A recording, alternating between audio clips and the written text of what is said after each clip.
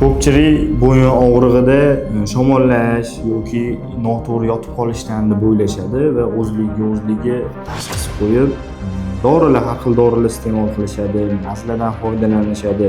To'g'ri, bu bir xil holatlarda foyda beradi, lekin bir xil holatlarda bu bo'yin grejasi bo'lishi mumkin. Agar bu og'riqlar o'tib ketmasdan biza qo'limizga bersa, qo'lda uvishlar paydo bersa, harakatlar cheklanishni boshlasa, bo'yinda qattiq og'riq kuchayversa, sizlar qilayotgan narsanglar foyda bermasa, boshda og'riq kuzatilsa, misol uchun bir xillarda bo'yin harakati cheklanib qolish kuzatilishi mumkin. Bir xillarda ko'zingizda muammo bo'lishi mumkin. Kamdan kam holatlarda bu bel grejasidan alomatlardan birlari hisoblanadi. Bo'yin grejasi. Boshqa biz o'ylayotgan shamollash yoki noto'g'ri yotib qolib, mushaklar qotib qolishidan farq qiladi. Bo'yin grejasi o'zi nima? Bo'yin grejasi ham xuddi bel grejasi bilan baravar narsa, faqat bel mustahkamroq bo'ladi. To'g'ri, bizga ko'proq beldagi muammo bilan kelishligi mumkin, lekin eng mustahkam umurtqalardan bittasi, ya'ni eng mustahkamlari bu belda joylashgan bo'ladi. Bo'yindagi umurtqaga qaytadigan bo'lsa, xuddi beldagidek, o'zi umuman umurtqalardagi umurtqalararo disk ichidagi suyuqligi, misol uchun og'ir yuklama, yana qaytarib o'tiramiz, og'ir yuklama, yosh o'tishidagi noto'g'ri hayot tarzi, ya'ni egilib yurishlar, noto'g'ri yotib kelishlar bittada bo'lib qolmaydi, shunaqa holatlar ham bo'ladi. Даже bilintirmaydi. Keyinchalik bittada ushlab qolishi mumkin bo'yin grejasi. Uni ham qolgan kasalliklarga o'xshab vaqtida davolasa qo'rqinchli emas. To'g'ri, bo'yin grejasidan ko'ra bel grejasiga ko'proq mashqlar bor. Ko'proq apparatlar, misol uchun bel cho'zadigan, misol uchun ko'proq belga qaratilgan funksiyali tuzatish narsalar, yo'nalishlar ko'p. Lekin bo'yinga ham bor. Bizda misol uchun bo'yin grejasida qo'lda asnoviy ko'proq ishlaniladi va o'zimizning texnikalarimiz orqali. Albatta boshqa narsalar ahvoliga qarab qo'yiladi, lekin baribir bizda ko'proq qo'lda ishlaniladigan holatlarga qaratilgan. Og'rig'i kuchli bo'lib kelinsa, albatta og'riqni kamaytirish uchun boshqa, misol uchun fizlecheniyalarimiz qo'shilishi mumkin, balki igla terapiya qo'shilishi mumkin. Birinchi o'chirda og'riqni kamaytirib olish uchun muolaja qilinib turib, keyin qo'ldagi muolajalarga o'tamiz. Bo'yindagi greja beldagiga qaraganda xavfliroq bo'ladi. Ya'ni bu qo'rqinchli darajada emas, faqat solishtirish bo'yicha aytib o'tib ketyapmiz, chunki bo'yinda bo'ladigan bo'lsa, bosh qismimizga ham og'riq berishi mumkin. O'shani hisobiga bo'yindagi nima desam bo'ladi, nozikroq qilib ishlanishi kerak. Beldagidan ko'ra nozikroq qilib ishlaniladi. Eng muhim joylarimizdan bittasi, eng erkatoy deylik, erkatoy qismlarimizdan bittasi bu umurtqalar, ya'ni bo'yin bo'ladi. Bu bilan juda ham ehtiyotkorlik bilan va professionalniy darajada ishlanishi zarur. Shuning uchun biz ko'proq vaqt bo'yin bilan shug'ullanishimiz mumkin belga qaraganda. Bo'yin umurtqasi farqi shunda. Bir xil savol berishadi, nega dori ko'l bilan yo'qotib olsa bo'lmaydimi deyishadi.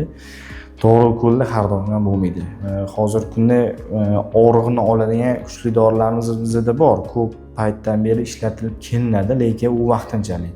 Даже shunaqa kasallarni ko'rganmiz, misol uchun ma'lum bir hozir nomini aytib o'tib ketamiz, ma'lum bir dorini oladi, bir 6 oyga yaxshi bo'ladi, og'riq qoladi.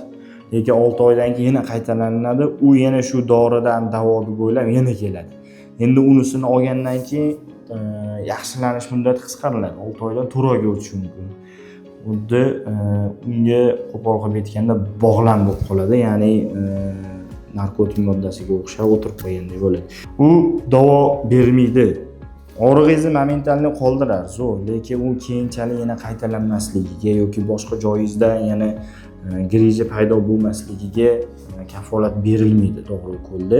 Shuning uchun hammasi qo'lda asnoviy ishlaniladi va apparaturalar bo'ladi, o'ziga yarasha moslamalar bilan ishlaniladi, tibbiy jihoz moslamalarimiz bilan.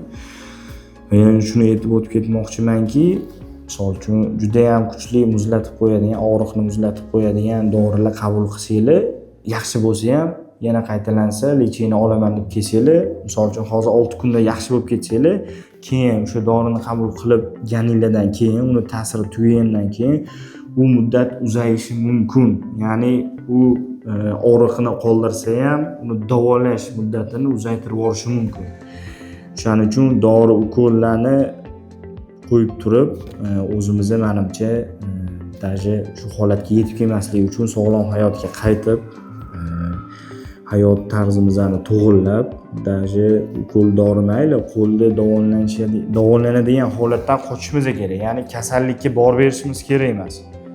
Shu holatdan qochishimiz kerak. O'zi deyishadi, ya'ni savol berishadi, o'zi bo'yin mushaklarida qattan ortiqcha yuk tushadi. Qanaqa greja paydo bo'ladi? Qanaqa u ortiqcha bo'yinga tushgan yuk misol uchun deyishadi. Ko'pincha javob mushaklarda va harakat tizimida yashiringan bo'ladi. O'zimizning metodlardan olib qaraganda, kineziologik metodlardan olib qaraganda bo'yin o'zidan o'zi harakatlanmaydi. U yelka mushaklari, orqa mushaklar, hatto bel holati bilan bog'liq bo'ladi. Agar bu mushaklar noto'g'ri ishlasa, juda ham kuchsizlashsa, bu bo'yinga tushayotgan yuklar juda ham ko'payishi ehtimoli katta. Va shu holatlarni aniqlash uchun bizning fishkalarimizdan bittasi bo'lgan kineziotestni qo'llaymiz. Ya'ni qaysi mushak qanaqa holatda, yaxshi ishlayaptimi, to'g'ri ishlayaptimi yoki kuchsizmi? Misol uchun juda ham kuchli gipertonus, ya'ni dam olmay ishlayotgan bo'lib, tonusda turgan bo'lishi mumkin. O'shalarni o'zimizni testlarimiz, o'zimizni davolash uslublarimiz orqali bilib olib, keyin davolash, ya'ni kasallikni ildizini davolash bo'yicha ish ko'rib chiqamiz. Ya'ni yo'nalish tuzib olib, keyin davoga o'tamiz.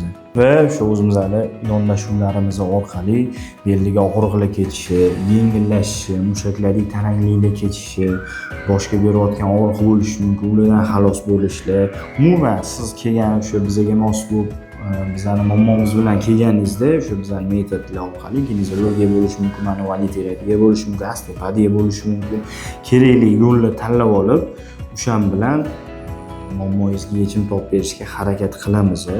Agar hozirgi aytib o'tgan holatlaringiz sizlarda kuzatilsa va bu kuchayib boraversa, o'tib ketavermasa, hech narsani poylamasdan MRT tekshiruvi orqali bizga murojaat qilishingiz mumkin. Chunki baribir eng to'g'ri tashxis, ya'ni grejani qaysi holatdaligi, uni misol uchun millimetrlarini eng zo'ri MRT da bilib olsak bo'ladi. Albatta bizga kelayotgan bemorlarimizga iltimos qilib qolardik MRT tekshiruvlar bilan kelishinglarni. Agar sizlarda savollar bo'ladigan bo'lsa, qanaqadir aytsam bo'ladi, tushunmayotgan narsalar bo'ladigan bo'lsa, eng zo'ri bizga kelishinglar, lekin uzoqroqda bo'lsanglar bemalol mana shu telefon raqamlarimiz orqali yoki kommentariy orqali savolinglarni qoldirib biz bilan bog'lanishingiz mumkin. Sizlar tushunadigan tilda, sodda tilda qo'ldan kelgancha hammasini tushuntirib va bizga murojaat qilib keladigan bo'lsanglar, muammolaringizning yechimini berishga harakat qilamiz. Bizning jamoa uchun sizlarning sog'lig'ingiz ko'p narsadan ustun. Keyingi videolarda ko'rishguncha, xayr, salomat bo'ling.